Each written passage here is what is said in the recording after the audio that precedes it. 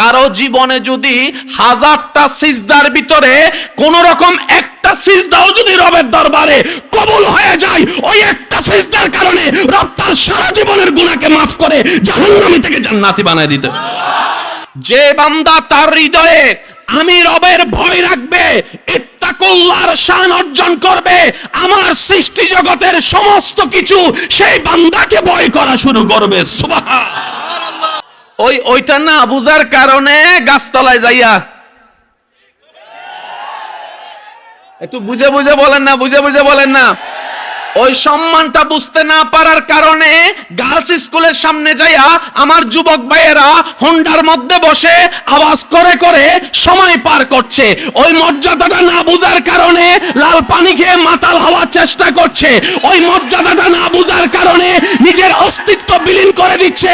ও আমার ভাইয়েরা শুনুন, আশরাফুল মখলুকাত মানব জাতি আর রিজালু কাওয়ামুন আন-নিসা, আপনাকে আল্লাহ তাআলা শ্রেষ্ঠের মধ্যে শ্রেষ্ঠত্ব বানিয়েছেন।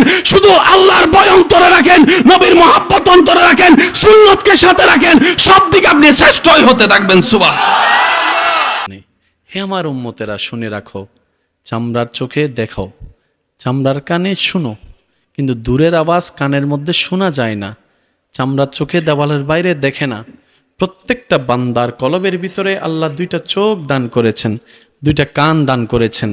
এটা যদি একবার রবের দয়ায় খুলে যায়, বান্দা জমিন থেকে চোখ বন্ধ করলে আল্লাহ দয়া করলে আসমান পর্যন্ত দেখতে পারে।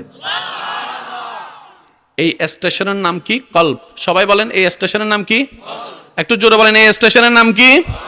রব বলে যে আমি আমার বান্দার দেহের ভিতরে এমন একটা সফটওয়্যার দিয়েছি, যে সফটওয়্যারটাকে সে কাজে লাগানোর মতো কাজে লাগাতে জানলে সে জমিন থেকে আমি রবকে একবার যখন আল্লাহ বলে ডাক দিবে, ফাজকুরুনি আযকুরুকুমের ছায়াতলে আমি আল্লাহ আমার বান্দার ডাকে সাড়া দিব।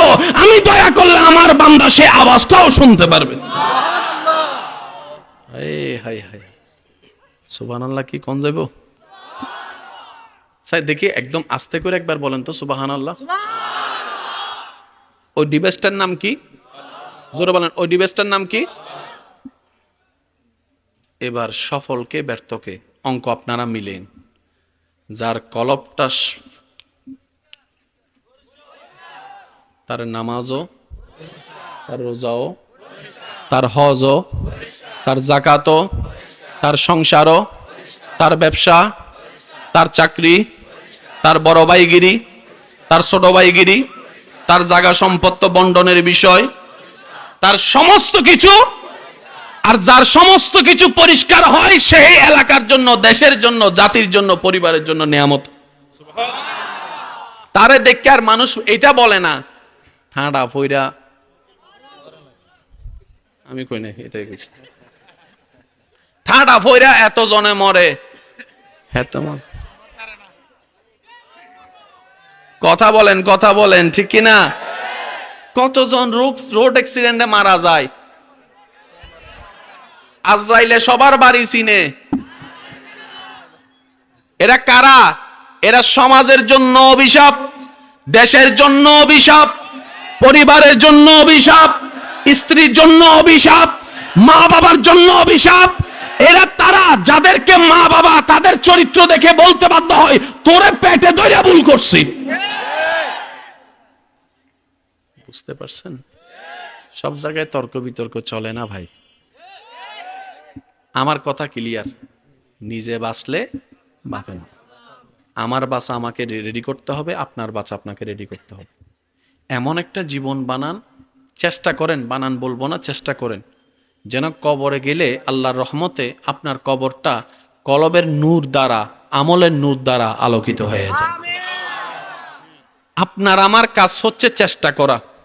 নো বডি কমপ্লিট, আমরা কেউ কমপ্লিট নই, কিন্তু আমাদের চেষ্টা থাকতে হবে আশা নিয়ে। আল্লাহ আমি করে যাচ্ছি, বাকিটুকু তোমার দয়া। আমি করে যাচ্ছি, বাকিটুকু তোমার দয়া। আপনি জানেন যে জান্নাতের তালাশে আপনি আমি আছি, ওলামায়ে কেরামের দোয়া নিয়ে, তালেবুল ইলম ভাইদের দোয়া নিয়ে একটা কথা বলে যেতে চাই আজকের এই ময়দানে। কারো জীবনে যদি 1000টা সিজদার ভিতরে কোন রকম একটা সিজদাও যদি রবের দরবারে কবুল হয়ে যায়, ওই একটা সিজদার কারণে রব তার সারা জীবনের গুনাহকে মাফ করে জাহান্নামী থেকে জান্নাতি বানায় দিতে।